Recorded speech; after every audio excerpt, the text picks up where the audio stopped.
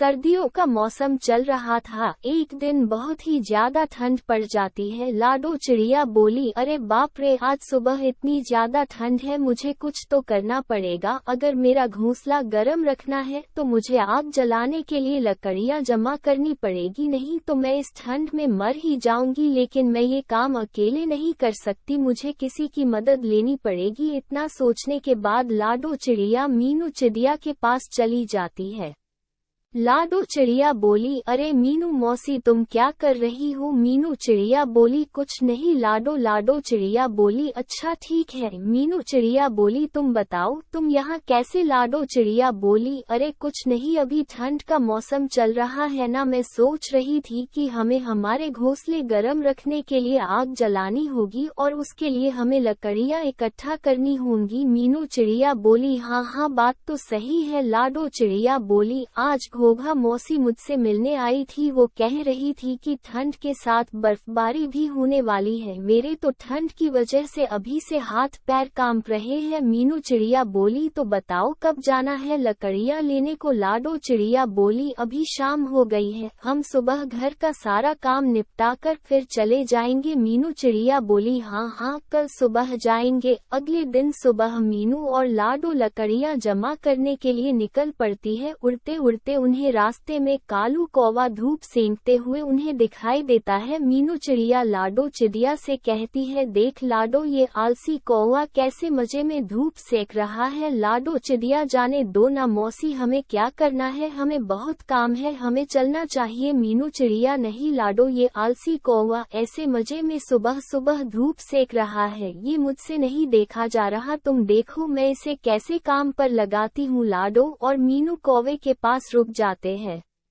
लाडो चिड़िया, मीनू मौसी रहने दो ना, क्यों बेचारे को परेशान कर रही है? मीनू चिड़िया, बेचारा और ये एक नंबर का आलसी और कामचोर है। इतना बोलकर मीनू कालू कौवे के पास चली जाती है। मीनू चिड़िया, अरे कालू कौवे, तुझे कुछ शर्म वम है कि नहीं? ऐसे दिन भर बिना काम के कैसे बैठ सकते हो तुम? तुम्हारे हाथ पांव दर्द नहीं करते? कालू कौवा मीनू मौसी की बात को सुनकर अनसुना कर देता है। मीनू चिड़िया, अरे तू चुप क्यों है, कुछ तो बोल, क्या आलस की वजह से तुझे सुनाई भी नहीं दे रहा? कालू कौवा, क्या मीनू मौसी, मैं तो यहाँ शांति से बैठा हूँ, क्या आपको मेरी वजह से कोई तकलीफ हो रही है? अगर आप चाहे तो मैं यहाँ से उठकर कहीं दूर चला जाता हूँ। अरे आलसी कौवे, मुझे मालूम है तू कितना कामचोर है, और वैसे भी तुझे कुछ और आता भी नहीं और बस दिन भर आराम से सोता रहता है। तू नहीं नहीं मीनू मौसी, मैं कामचोर नहीं हूँ, मैं कोई भी काम कर सकता हूँ। अच्छा तो ऐसी बात है तो चल मेरे साथ, मैं और लाडो घोंसले गर्म रखने के लिए लकड़ियाँ जमा करने के लिए जंगल में जा रहे हैं, तू भी चल हमारे साथ। कालू एक भोला भाला कौवा था, वो मीनू मौसी की बातों में आ गया और चल पड़ा उनके साथ। हाँ हाँ चलो, मैं तैयार हूँ, देख ले तू अभी हाँ बोल रहा है, बीच में काम छोड़कर कहीं भाग तो नहीं जाएगा? अगर तूने ऐसा किया तो मैं तुझे हमारे ग्रुप से निकाल दूंगी, तो बैठे रहना रात में ठंड में ठिठुरते हुए। कालू कौवा, नहीं नहीं मौसी, मैं आ रहा हूँ ना तुम्हारे साथ। लाडो चिड़िया, ये मीनू मौसी भी ना किसी को भी अपनी बातों में फंसा लेती है और अपना काम करवा लेती है। लाडो, मीनू मौसी और कौवा तीनों जंगल की तरफ निकल पड़ते हैं। थोड़ी दूर जाते ही लाडो को जमीन पर कुछ लकड़ियाँ दिखाई देती है। लाडो चिड़िया, चलो हम यहाँ से एक एक लकड़ी उठा लेते हैं। तीनों एक एक लकड़ी उठाकर लाडो चिड़िया की घोंसले की तरफ निकल पड़ते हैं। तीनों लाडो चिड़िया के घोंसले के पास आ जाते हैं। तभी मीनू चिड़िया लाडो से कहती है, लाडो तुम्हारा घोंसला तो बहुत छोटा है, अगर हम यहाँ लकड़ी इकट्ठा करेंगे तो घोंसले में रहने के लिए जगह नहीं रहेगी और फिर हमें आग भी तो जलानी है। हम एक काम करेंगे, मेरा घोंसला बहुत बड़ा है, हम लकड़ियाँ मेरे घोंसले में जमा करते हैं, रात में हम तीनों वहीं पर आग जलाएंगे और आराम से सो जाएंगे। लाडो चिड़िया, आप सही कह रही हो मीनू मौसी, हम वैसा ही करेंगे। कालू भैया, चलिए हम मीनू मौसी के घोंसले की तरफ चलते हैं। कालू लाडो की हाँ में हाँ मिलाकर पीछे पीछे चल पड़ता है। तीनों मिलकर लकड़ियाँ मौसी के घोंसले में रख देते हैं। लाडो चिड़िया, चलो हमें और भी लकड़ियाँ लानी पड़ेगी, ये लकड़ियाँ तो हमें आग जलाने में कम पड़ जाएगी।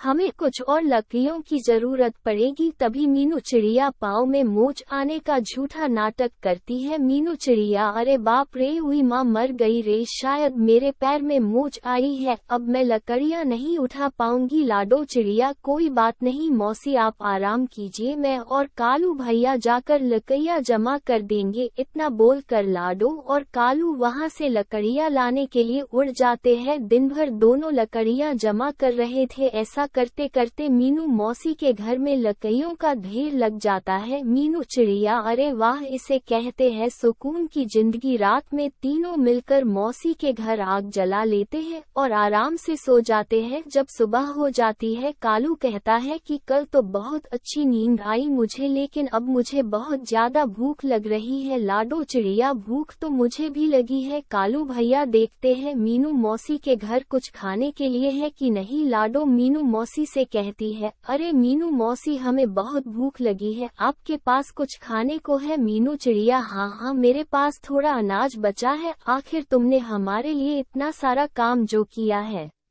दोनों थोड़ा थोड़ा करके अनाज खा लेते हैं। खाना खाने के बाद लाडो कालू से कहती है, चलो कालू भैया, हमें और लकड़ियाँ जमा करनी होगी। तभी मौसी उन दोनों को रोक लेती है और कहती है, लाडो तुम एक काम करो, तुम लकड़ियों के बजाय अनाज जमा करो, घर में सिर्फ थोड़ा ही अनाज बचा है। अगर मैं अकेली होती तो अनाज बच जाता, लेकिन अब हम 3 लोग हैं, इसलिए हमें और अनाज चाहिए। लाडो चिड़िया, आप सही कह रही हो मौसी, मैं और कालू भैया अभी निकलते हैं। दोनों अनाज लेने के लिए निकल पड़ते हैं। उधर लाडो और कालू मेहनत कर रहे थे और इधर मतलबी मीनू मौसी मजे से अपने घोंसले के बाहर धूप सेंकते हुए बैठी थी। ये सर्दियाँ कितनी अच्छी होती है, रात में आग जलाओ और दिन में मस्त धूप सेको। ये दोनों अनाज लेकर वापस आए, तब तक मुझे घर का दरवाजा अंदर से बंद कर लेना चाहिए। मैंने उन दोनों से झूठ कहा है कि अनाज खत्म हुआ है, लेकिन ऐसा नहीं है, मैंने बहुत सा अनाज पहले से ही जमा करके रखा हुआ है। अब मेरे पास रात में आग जलाने के लिए लकड़ियाँ भी बहुत है, मेरी पूरी सर्दियाँ ऐसे ही मस्त निकल जाएगी। इधर लाडो और कालू अनाज ढूंढते ढूंढते बहुत दूर तक आ जाते हैं और उन्हें वापस आते आते रात हो जाती है। और इधर पीहू मौसी घर का दरवाजा बंद कर देती है। रात हो जाती है और दोनों मीनू मौसी के घर के बाहर आ जाते हैं। लाडो घर का दरवाजा खटखटाती है। लाडो चिड़िया, मीनू मौसी, ओ मीनू मौसी, दरवाजा खोलिए, हम हैं। कालू कौवा, शायद मौसी सो गई है, मैं देखता हूँ। अरे मौसी, जल्द दरवाजा खोलिए, बाहर बहुत ठंड है, अगर तुम थोड़ी देर में दरवाजा नहीं खोलोगी तो हम यहीं पर जम जाएंगे। मीनू मौसी को उन दोनों की आवाज सुनाई दे रही थी, लेकिन मतलबी मीनू मौसी ने दरवाजा नहीं खोला और चुपचाप अपने घोंसले में सोती रही। लाडो चिड़िया, कालू भैया, शायद मीनू मौसी सो गई, चलो हम मेरे घोंसले में चलते हैं, मेरे घोंसले में थोड़ी लकड़ी पड़ी है, हम आज रात वही लकड़ियाँ जलाकर सो जाएंगे। कालू कौवा, हाँ हाँ, चलो चलो। थोड़ी देर बाद मीनू खिड़की से झांक कर देखती है। मीनू चिड़िया, मुझे लगता है शायद वो दोनों चले गए होंगे, मैं अब अकेली ही आग जला देती हूँ। मीनू मौसी आग जला देती है। अरे बाप रे, आज तो बहुत ही ज्यादा ठंड है, मुझे और ज्यादा लकड़ियाँ जलानी पड़ेगी, मेरे पास तो बहुत ज्यादा लकड़ियाँ हैं। मीनू मौसी लकड़ियों के ढेर को खींचने लगती है। तभी लकड़ियों का ढेर खिसक कर आग में आ जाता है और वो लकड़ियाँ भी आग पकड़ लेती है। मीनू मौसी, अरे ये क्या हो गया, कोई मुझे बचाओ। लाडो, कालू, कहाँ हो तुम दोनों? लाडो चिड़िया, अरे कालू भैया, ये तो मौसी की आवाज लग रही है, मुझे लगता है वो मुसीबत में है, हमें जाकर देखना होगा। जैसे ही वो दोनों मौसी के घोंसले के बाहर आ जाते हैं तो देखते हैं कि घोंसले के चारों तरफ आग लगी होती है। कालू हिम्मत और बहादुरी से दरवाजा तोड़ देता है और मौसी को आग से बाहर निकाल लेता है। मौसी के पंखों को आग लग चुकी होती है। तभी कालू कौवा मौसी को पास वाले तालाब में छोड़ देता है। मौसी की जान बच जाती है और मौसी पानी से बाहर आ जाती है और कालू कौवे को कहती है, मुझे माफ कर दो, मैं मतलबी हो गई थी, पाँव में मोच आती, ये झूठ कहा आप दोनों से, इसके सामने मौत चाहिए, सिर में चोट, हाथ दोनों सर, और सारा काम तुम दोनों से करवाया।